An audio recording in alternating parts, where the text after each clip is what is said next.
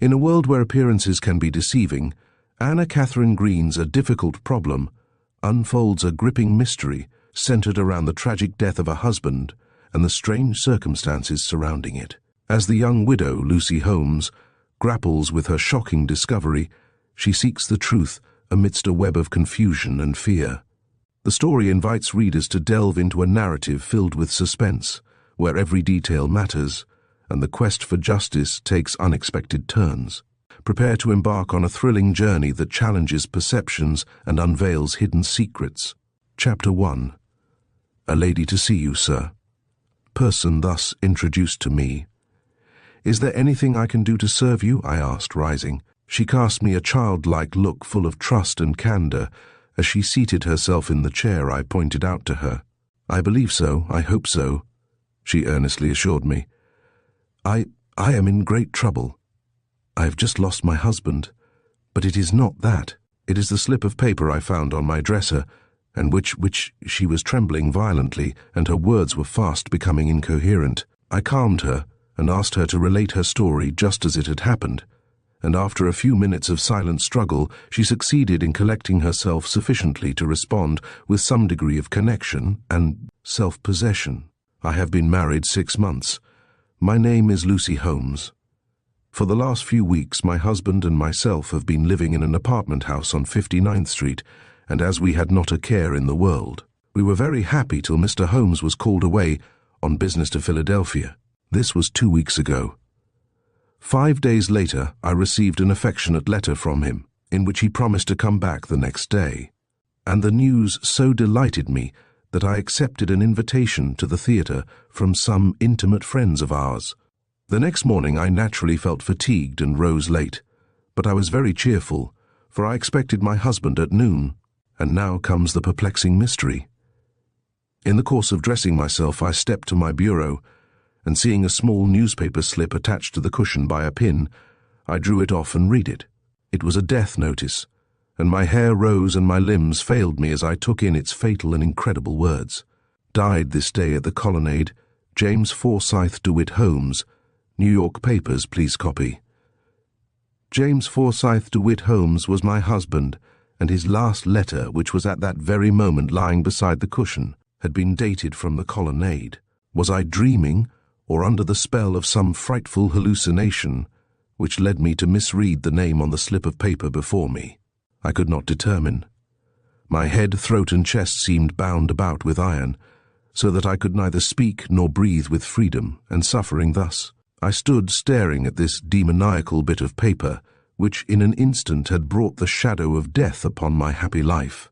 Nor was I at all relieved when a little later I flew with the notice into a neighbor's apartment, and praying her to read it for me, found that my eyes had not deceived me, and that the name was indeed my husband's, and the notice one of death. Not from my own mind, but from hers, came the first suggestion of comfort. "It cannot be your husband who is meant," said she, "but someone of the same name. Your husband wrote to you yesterday, and this person must have been dead at least 2 days for the printed notice of his decease to have reached New York. Someone has remarked the striking similarity of names, and wishing to startle you, cut the slip out and pinned it on your cushion. I certainly knew of no one inconsiderate enough to do this, but the explanation was so plausible, I at once embraced it, and sobbed aloud in my relief. But in the midst of my rejoicing I heard the bell ring in my apartment, and running thither, encountered a telegraph boy holding in his outstretched hand the yellow envelope which so often bespeaks death or disaster. The sight took my breath away. Summoning my maid, whom I saw hastening towards me from an inner room, I begged her to open the telegram for me. "Sir," I saw in her face, before she had read the first line, a confirmation of my very worst fears. My husband was— The young widow, choked with her emotions, paused, recovered herself for the second time, and then went on. "I had better show you the telegram." Taking it from her pocketbook, she held it towards me. I read it at a glance. It was short, simple, and direct. "Come at once. Your husband found dead in his room this morning. Doctors say heart disease. Please telegraph."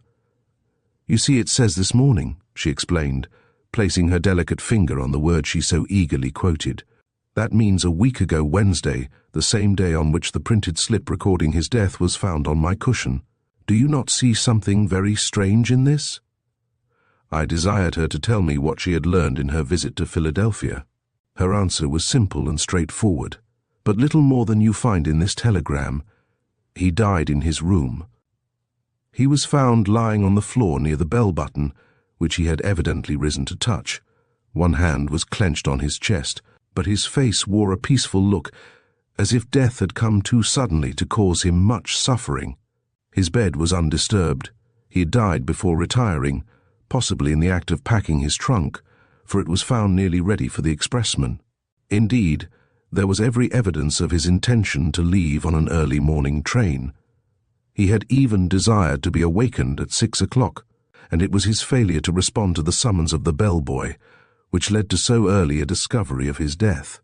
He had never complained of any distress in breathing, and we had always considered him a perfectly healthy man.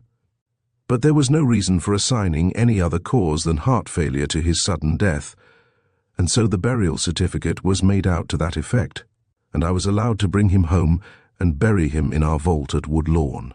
But, and here her earnestness dried up the tears which had been flowing freely during this recital of her husband's lonely death and sad burial, do you not think an investigation should be made into a death preceded by a false obituary notice?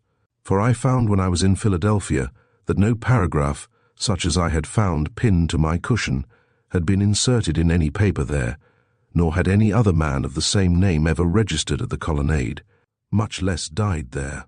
Have you this notice with you? I asked. She immediately produced it, and while I was glancing it over, remarked, "Some persons would give a superstitious explanation to the whole matter, think I had received a supernatural warning, and been satisfied with what they would call a spiritual manifestation, but I have not a bit of such folly in my composition." Living hands set up the type and printed the words which gave me so deathly a shock, and hands, with a real purpose in them, cut it from the paper and pinned it to my cushion for me to see when I woke on that fatal morning. But whose hands? That is what I want you to discover. Justified in showing my interest. "First, let me ask," said I, "who has access to your rooms besides your maid?" "No one, absolutely no one." "And what of her?" "She is innocence itself. She is no common housemaid, but a girl my mother brought up, who for love of me consents to do such work in the household as my simple needs require. I should like to see her." "There is no objection to your doing so, but you will gain nothing by it. I have already talked the subject over with her a dozen times, and she is as much puzzled by it as I am myself. She says she cannot see how anyone could have found an entrance to my room during my sleep, as the doors were all locked.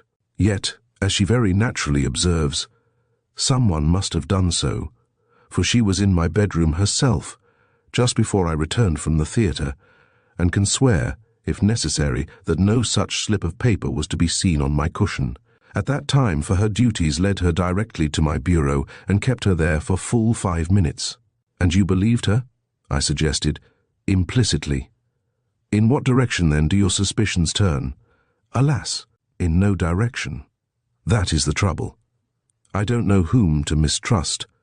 It was because I was told that you had the credit of seeing light where others can see nothing but darkness, that I have sought your aid in this emergency, for the uncertainty surrounding this matter is killing me, and will make my sorrow quite unendurable if I cannot obtain relief from it."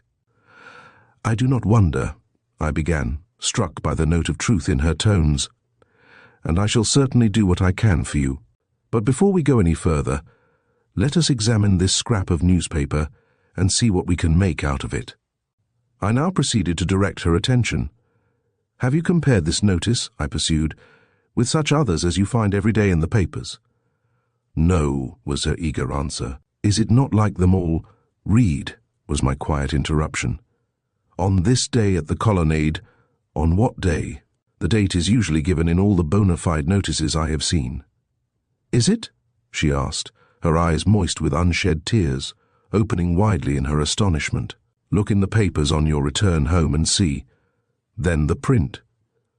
Observe that the type is identical on both sides of this make-believe clipping, while in fact There is always a perceptible difference between that used in the obituary column and that to be found in the columns devoted to other matter.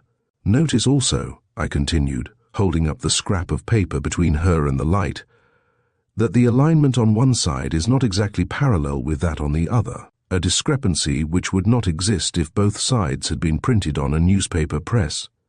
These facts lead me to conclude, first, that the effort to match the type exactly was the mistake of a man who tries to do too much, and secondly, that one of the sides at least, presumably that containing the obituary notice, was printed on a hand press, on the blank side of a piece of galley-proof picked up in some newspaper office. Let me see. And stretching out her hand with the utmost eagerness, she took the slip and turned it over. Instantly a change took place in her countenance. She sank back in her seat and a blush of manifest confusion suffused her cheeks. "Oh," she exclaimed, "what will you think of me? I brought this scrap of print into the house myself, and it was I who pinned it on the cushion with my own hands. I remember it now. The sight of those words recalls the whole occurrence." "Then there is one mystery less for us to solve," I remarked somewhat dryly. "Do you think so?" she protested with a deprecatory look. "For me the mystery deepens and becomes every minute more serious. It is true that I brought this scrap of newspaper into the house, and that it had, then as now, the notice of my husband's death upon it, but the time of my bringing it in was Tuesday night, and he was not found dead till Wednesday morning. A discrepancy worth noting," I remarked. "Involving a mystery of some importance," she concluded. "And since we have discovered how the slip came into your room, we can now proceed to the clearing up of this mystery," I observed. "You can, of course, inform me where you procured this clipping which you say you brought into the house?" "Yes, you may think it strange, but when I alighted from the carriage that night, a man on the sidewalk put this tiny scrap of paper into my hand. It was done so mechanically that it made no more impression on my mind than the thrusting of an advertisement upon me. Indeed, I supposed it was an advertisement, and I only wonder that I retained it in my hand at all. But that I did do so, and that, in a moment of abstraction, I went so far as to pin it to my cushion, is evident from the fact that a vague memory remains in my mind of having read this recipe which you see printed on the reverse side of the paper. It was the recipe, then, and not the obituary notice which attracted your attention the night before?" "Probably, but in pinning it to the cushion, it was the obituary notice that chanced to come uppermost." "Oh, why should I not have remembered this till now? Can you understand my forgetting a matter of so much importance?" "Yes," I allowed, after a momentary consideration of her ingenuous countenance. "The words you read in the morning were so startling that they disconnected themselves from those you had carelessly glanced at the night before." "That is it," she replied, "and since then I have had eyes for the one side only. How could I think of the other? But who could have printed this thing, and who was the man who put it into my hand? He looked like a beggar, but oh!" she suddenly exclaimed, her cheeks flushing scarlet and her eyes flashing with a feverish, almost alarming glitter. "What is it now?" I asked. "Another recollection?" "Yes." She spoke so low I could hardly hear her. He coughed and what?" I encouragingly suggested, seeing that she was under some new and overwhelming emotion. That cough had a familiar sound, now that I think of it. It was like that of a friend who, but no, I will not wrong him by any false surmises. He would stoop to much, but not to that, yet. The flush on her cheeks had died away, but the two vivid spots which remained showed the depth of her excitement. "Do you think," she suddenly asked, "that a man out of revenge might plan to frighten me by a false notice of my husband's death, and that God, to punish him, made the notice a prophecy? I think a man influenced by the spirit of revenge might do almost anything," I answered, purposely ignoring the latter part of her question. "But I always considered him a good man. At least I never looked upon him as a wicked one. Every other beggar we meet has a cough, and yet," she added after a moment's pause, "if it was not he who gave me this mortal shock, who was it? He is the only person in the world I ever wronged." "Had you not better tell me his name?" I suggested. "No, I am in too great doubt. I should hate to do him a second injury." "You cannot injure him if he is innocent. My methods are very safe." "If I could forget his cough. but it had that peculiar catch in it that I remembered so well in the cough of John Graham. I did not pay any especial heed to it at the time. Old days and old troubles were far enough from my thoughts.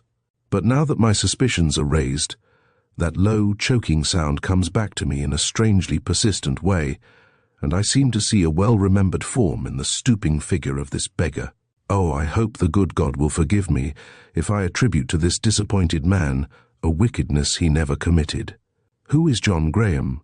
I urged, "and what was the nature of the wrong you did him?" She rose, cast me one appealing glance, and perceiving that I meant to have her whole story, turned towards the fire and stood warming her feet before the hearth, with her face turned away from my gaze. "I was once engaged to marry him," she began, "not because I loved him, but because we were very poor. I mean my mother and myself, and he had a home and seemed both good and generous. The day came when we were to be married. This was in the West, way out in Kansas, and I was even dressed for the wedding, when a letter came from my uncle here, a rich uncle, very rich, who had never had anything to do with my mother since her marriage, and in it he promised me fortune and everything else desirable in life if I would come to him, unencumbered by any foolish ties. Think of it! And I within half an hour of marriage with a man I had never loved, and now suddenly hated.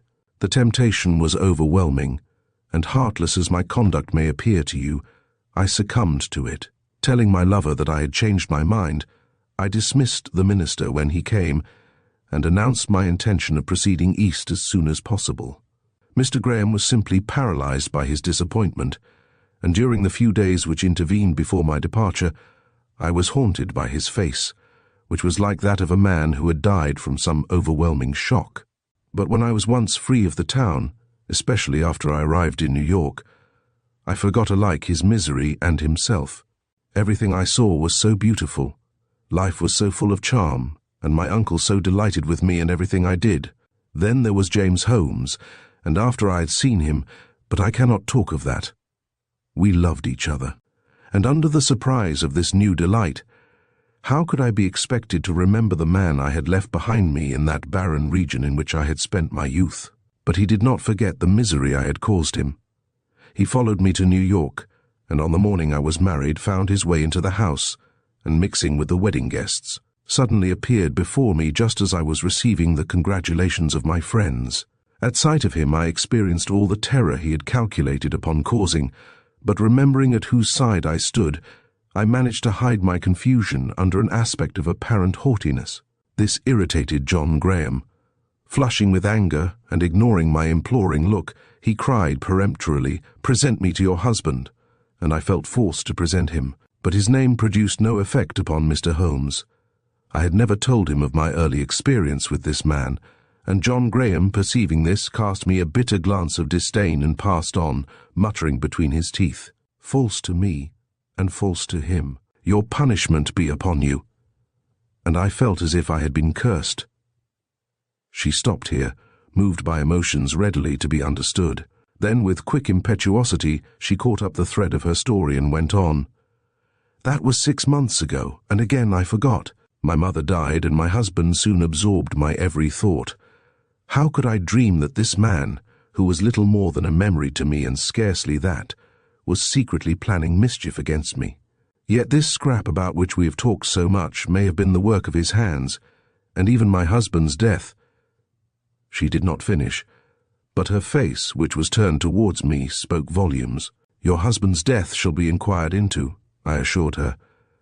And she, exhausted by the excitement of her discoveries, asked that she might be excused from further discussion of the subject at that time. As I had no wish myself to enter any more fully into the matter just then, I readily acceded to her request, and the pretty widow left me. Chapter 2. Obviously, the first fact to be settled was whether Mr. Holmes had died from purely natural causes. I accordingly busied myself the next few days with this question, and was fortunate enough to so interest the proper authorities that an order was issued for the exhumation and examination of the body. The result was disappointing. No traces of poison were to be found in the stomach, nor was there to be seen on the body any mark of violence, with the exception of a minute prick upon one of his thumbs. This speck was so small that it escaped every eye but my own. The authorities assuring the widow that the doctor's certificate given her in Philadelphia was correct, he was again interred. But I was not satisfied, neither do I think she was. I was confident that his death was not a natural one, and entered upon one of those secret and prolonged investigations which have constituted the pleasure of my life for so many years. First, I visited the colonnade in Philadelphia, and being allowed to see the room in which Mr. Holmes died, went through it carefully. As it had not been used since that time, I had some hopes of coming upon a clue. But it was a vain hope, and the only result of my journey to this place was the assurance I received that the gentleman had spent the entire evening preceding his death in his own room, where he had been brought several letters and one small package, the latter coming by mail. With this one point gained, if it was a point, I went back to New York. Calling on Mrs. Holmes, I asked her if, while her husband was away, she had sent him anything besides letters, and upon her replying to the contrary, requested to know if in her visit to Philadelphia she had noted among her husband's effects anything that was new or unfamiliar to her. For he received a package while there, I explained, and though its contents may have been perfectly harmless, it is just as well for us to be assured of this before going any further. Oh, you think then he was really the victim of some secret violence?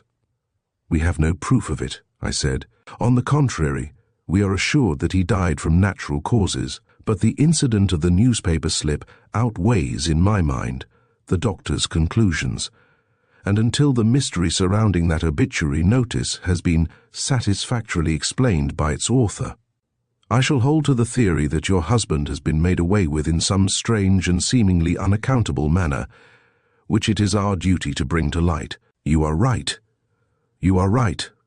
Oh, John Graham. She was so carried away by this plain expression of my belief that she forgot the question I had put to her. You have not told whether or not you found anything among your husband's effects that can explain this mystery, I suggested. She at once became attentive.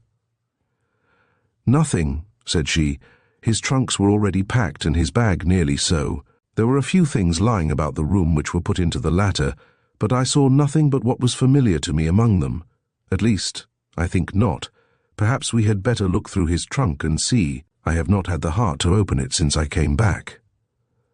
As this was exactly what I wished, I said as much, and she led me into a small room, against the wall of which stood a trunk with a travelling bag on top of it. Opening the latter, she spread the contents out on the trunk. I know all these things, she sadly murmured, the tears welling in her eyes. This? I inquired, lifting up a bit of coiled wire with 2 or 3 little rings dangling from it. No, why, what is that? It looks like a puzzle of some kind. Then it is of no consequence. My husband was forever amusing himself over some such contrivance. All his friends knew how well he liked these toys, and frequently sent them to him. This one evidently reached him in Philadelphia. Meanwhile, I was eyeing the bit of wire curiously. It was undoubtedly a puzzle, but it had appendages to it that I did not understand. It is more than ordinarily complicated, I observed, moving the rings up and down in a vain endeavour to work them off. The better he would like it, said she. Little prong in the handle of the toy had started out and pricked me. You had better not handle it, said I, and laid it down. But the next minute I took it up again and put it in my pocket. The prick made by this treacherous bit of mechanism was in or near the same place on my thumb as the one I had noticed on the hand of the deceased Mr. Holmes. There was a fire in the room, and before proceeding further, I cauterized that prick with the end of a red-hot poker. Then I made my adieu to Mrs. Holmes and went immediately to a chemist friend of mine. Test the end of this bit of steel for me, said I. I have reason to believe it carries with it a deadly poison. He took the toy, promised to subject it to every test possible, and let me know the result. Then I went home. I felt ill, or imagined that I did, which under the circumstances was almost as bad. Next day, however, I was quite well, with the exception of a certain inconvenience in my thumb. But not till the following week did I receive the chemist's report. It overthrew my whole theory. He had found nothing and returned me the bit of steel. But I was not convinced. I will hunt up this John Graham, thought I, and study him. But this was not so easy a task as it may appear. As Mrs. Holmes possessed no clue to the whereabouts of her quondam lover, I had nothing to aid me in my search for him, save her rather vague description of his personal appearance, and the fact that he was constantly interrupted in speaking by a low, choking cough. However, my natural perseverance carried me through. After seeing and interviewing a dozen John Grahams without result, I at last lit upon a man of that name who presented a figure of such vivid unrest and showed such desperate hatred of his fellows that I began to entertain hopes of his being the person I was in search of. But determined to be sure of this before proceeding further, I confided my suspicions to Mrs. Holmes and induced her to accompany me down to a certain spot on the elevated from which I had more than once seen this man go, by to his usual lounging place in Printing House Square. She showed great courage in doing this, for she had such a dread of him that she was in a state of nervous excitement from the moment she left her house, feeling sure that she would attract his attention and thus risk a disagreeable encounter. But she might have spared herself these fears. He did not even glance up in passing us, and it was mainly by his walk she recognized him. But she did recognize him, and this nerved me at once to set about the formidable task of fixing upon him a crime which was not even admitted as a fact by the authorities. He was a man about town, living, to all appearance, by his wits. He was to be seen mostly in the downtown portions of the city, standing for hours in front of some newspaper office, gnawing at his finger ends, and staring at the passers-by with a hungry look that alarmed the timid and provoked alms from the benevolent. Needless to say that he rejected the latter expression of sympathy with angry contempt. His face was long and pallid, his cheekbones high, and his mouth bitter and resolute in expression. He wore neither beard nor moustache, but made up for their lack by an abundance of light brown hair, which hung very nearly to his shoulders. He stooped in standing, but as soon as he moved, showed decision and a certain sort of pride which caused him to hold his head high and his body more than usually erect. With all these good points, his appearance was decidedly sinister, and I did not wonder that Mrs. Holmes feared him. My next move was to accost him.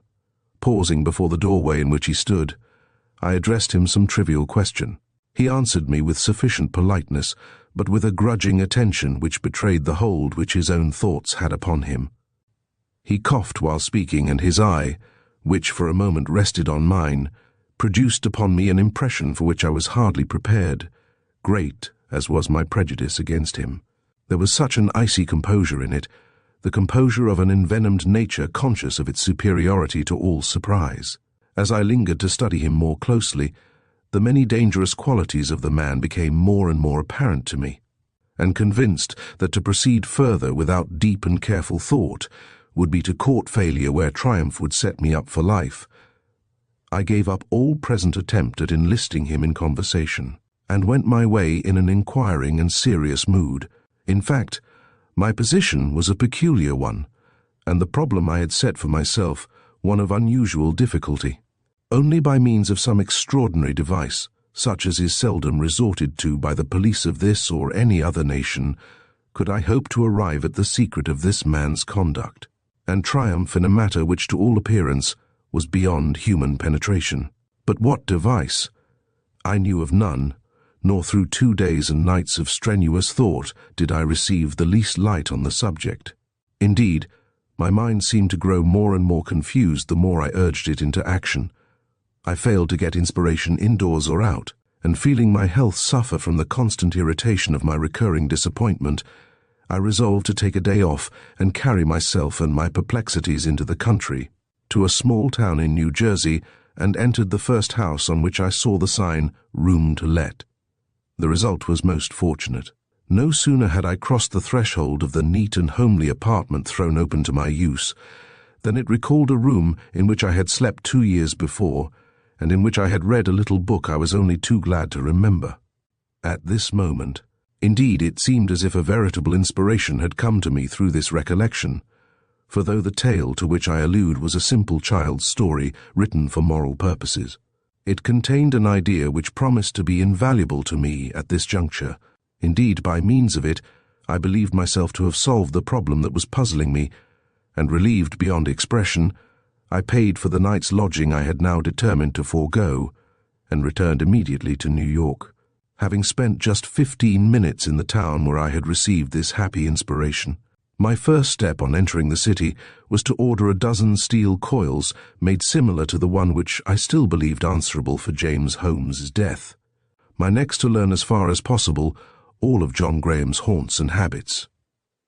At a week's end I had the springs and knew almost as well as he did himself where he was likely to be found at all times of the day and night. I immediately acted upon this knowledge. Assuming a slight disguise, I repeated my former stroll through Printing House Square, looking into each doorway as I passed. John Graham was in one of them, staring in his old way at the passing crowd, but evidently seeing nothing but the images formed by his own disordered brain. A manuscript roll stuck out of his breast pocket, and from the way his nervous fingers fumbled with it, I began to understand the restless glitter of his eyes, which were as full of wretchedness as any eyes I have ever seen. Entering the doorway where he stood, I dropped at his feet one of the small steel coils with which I was provided. He did not see it. Stopping near him, I directed his attention to it by saying, "Pardon me, but did I not see something drop out of your hand?" He started, glanced at the seeming inoffensive toy at which I pointed, and altered so suddenly and so vividly that it became instantly apparent that the surprise I had planned for him was fully as keen and searching a one as I had anticipated. Recoiling sharply, he gave me a quick look, then glanced down again at his feet, as if half expecting to find the object vanished which had startled him. But perceiving it still lying there, he crushed it viciously with his heel, and uttering some incoherent words, dashed impetuously from the building. Confident that he would regret this hasty impulse and return, I withdrew a few steps and waited. And sure enough, in less than 5 minutes he came slinking back. Picking up the coil with more than one sly look about, he examined it closely. Suddenly he gave a sharp cry and went staggering out. Had he discovered that the seeming puzzle possessed the same invisible spring which had made the one handled by James Holmes so dangerous? Certain as to the place he would be found in next, I made a short cut to an obscure little saloon in Nassau Street, where I took up my stand in a spot convenient for seeing without being seen. In 10 minutes he was standing at the bar asking for a drink. "Whiskey," he cried. Straight, it was given him. But as he set the empty glass down on the counter, he saw lying before him another of the steel springs, and was so confounded by the sight that the proprietor, who had put it there at my instigation, thrust out his hand toward him as if half afraid he would fall. "Where did that thing come from?" stammered John Graham, ignoring the other's gesture and pointing with a trembling hand at the seemingly insignificant bit of wire between them. "Didn't it drop from your coat pocket?" inquired the proprietor. "It wasn't lying here before you came in." With a horrible oath, the unhappy man turned and fled from the place. I lost sight of him after that for 3 hours. Then I suddenly came upon him again. He was walking uptown with a set purpose in his face that made him look more dangerous than ever.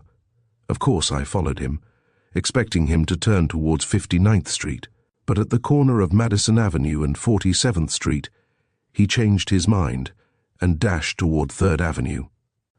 At Park Avenue, he faltered and again turned north, walking for several blocks as if the fiends were behind him.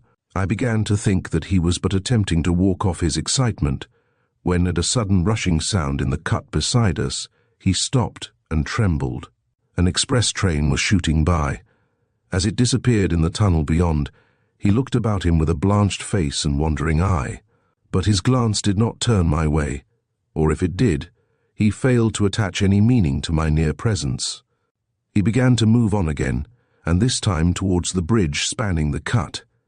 I followed him very closely.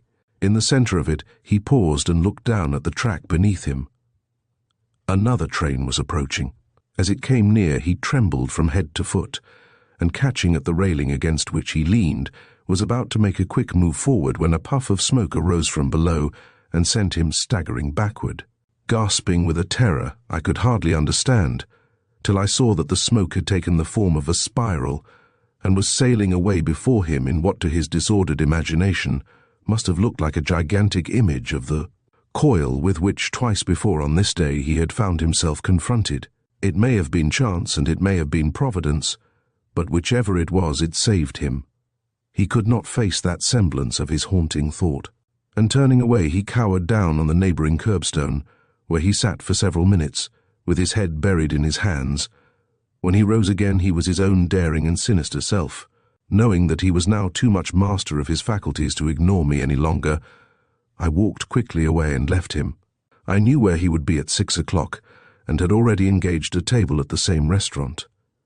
It was 7, however, before he put in an appearance, and by this time he was looking more composed. There was a reckless air about him, however, which was perhaps only noticeable to me, for none of the habitués of this especial restaurant were entirely without it, wild eyes and unkempt hair being in the majority, to interrupt his enjoyment of it. But when he had finished and came to pay, then I allowed the shock to come. Under the bill which the waiter laid at the side of his plate was the inevitable steel coil, and it produced even more than its usual effect. I own I felt sorry for him. He did not dash from the place, however, as he had from the liquor saloon.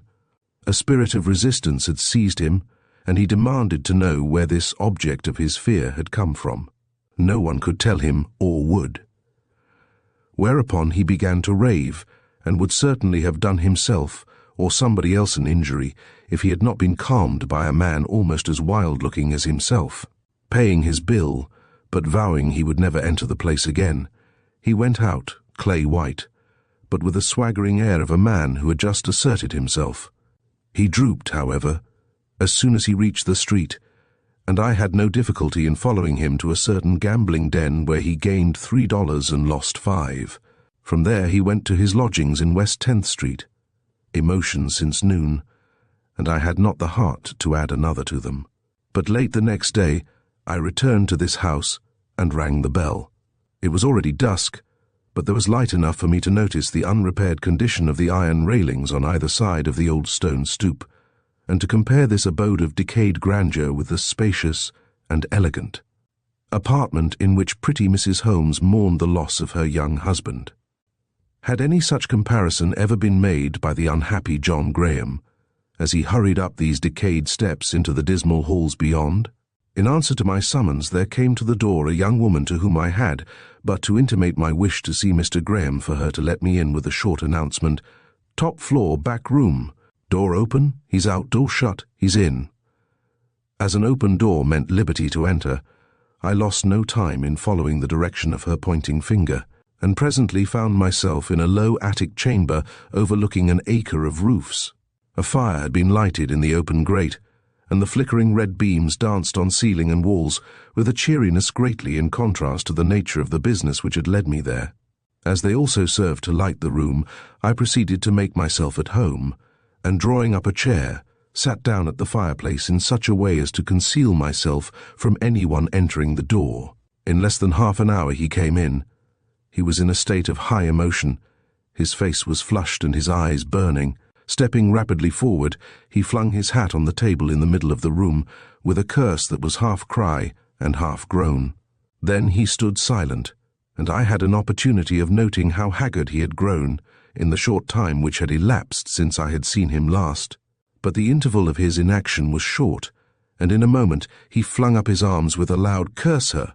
that rang through the narrow room and betrayed the source of his present frenzy. Then he again stood still, grating his teeth and working his hands in a way terribly suggestive of the murderer's instinct. But not for long. He saw something that attracted his attention on the table, a something upon which my eyes had long before been fixed, and starting forward with a fresh and quite different display of emotion, he caught up what looked like a roll of manuscript and began to tear it open. "Back again, always back," wailed from his lips, and he gave the roll a toss that sent from its midst a small object which he no sooner saw than he became speechless and reeled back. It was another of the steel coils. "Good God!" fell at last from his stiff and working lips. "Am I mad, or has the devil joined in the pursuit against me? I cannot eat, I cannot drink, but this diabolical spring starts up before me. It is here, there, everywhere. the visible sign of my guilt. He had stumbled back upon my chair, and turning saw me. My presence, I slid quietly between him and the door. The movement roused him. Turning upon me with a sarcastic smile in which was concentrated the bitterness of years, he briefly said, "So I am caught. Well, there has to be an end to men as well as to things, and I am ready for mine. She turned me away from her door today, and after the hell of that moment I don't much fear any other." "You had better not talk," I admonished him. "All that falls from you now will only tell against you on your trial." He broke into a harsh laugh. "And do you think I care for that? That having been driven by a woman's perfidy into crime, I am going to bridle my tongue and keep down the words which are my only safeguard from insanity? No, no. While my miserable breath lasts, I will curse her, and if the halter is to cut short my words, it shall be with her name blistering my lips." Passion of weeks had found vent, and he rushed on recklessly. "I went to her house today. I wanted to see her in her widow's weeds. I wanted to see her eyes red with weeping over a grief which owed its bitterness to me. But she would not grant me an admittance. She had me thrust from her door, and I shall never know how deeply the iron has sunk into her soul. But," and here his face showed a sudden change, "I shall see her if I am tried for murder. She will be in the courtroom, on the witness stand, doubtless." I interjected, but his interruption came quickly, and with vehement passion. "Then I am ready. Welcome trial, conviction, death even. To confront her eye to eye is all I wish. She shall never forget it. Never." "Then you do not deny," I began. "I deny nothing," he returned, and held out his hands with a grim gesture. "How can I, when there falls from everything I touch the devilish thing which took away the life I hated?" "Have you anything more to say or do before you leave these rooms?" I asked. He shook his head, and then, bethinking himself, pointed to the roll of paper which he had flung on the table. "Burn that," he cried. Blank verse. "I have been with it into a dozen newspaper and magazine offices," he explained with great bitterness. "Had I succeeded in getting a publisher for it, I might have forgotten my wrongs and tried to build up a new life on the ruins of the old. But they would not have it, none of them. So I say, burn it, that no memory of me may remain in this miserable world." "Keep to the facts," I severely retorted. "It was while carrying this poem from one newspaper to another that you secured that bit of print upon the blank side of which you yourself printed the obituary notice with which you savoured your revenge upon the woman who had disappointed you. You know that? Then you know where I got the poison with which I tipped the silly toy with which that weak man fooled away his life." "No," said I do not know where you got it. I merely know it was no common poison bought at a druggist's or from any ordinary chemist. It was woorali, the deadly secret woorali. I got it from... but that is another man's secret. You will never hear from me anything that will compromise a friend. I got it, that is all. One drop, but it killed my man." The satisfaction, the delight, which he threw into these words are beyond description. As they left his lips, a jet of flame from the neglected fire shot up and threw his figure for one instant into bold relief upon the lowering ceiling. Then it died out, and nothing but the twilight dusk remained in the room and on the countenance of this doomed and despairing man. As the pieces of the puzzle begin to fall into place, Lucy Holmes finds herself at the heart of a mystery that not only threatens her peace, but also uncovers deeper truths about love and betrayal. With an investigation that reveals more than just the circumstances of her husband's death, the story leaves readers pondering the nature of trust and the lengths one will go to seek justice. Anna Katharine Green masterfully crafts an ending that resonates, reminding us that sometimes the most difficult problems reveal the strongest resolve.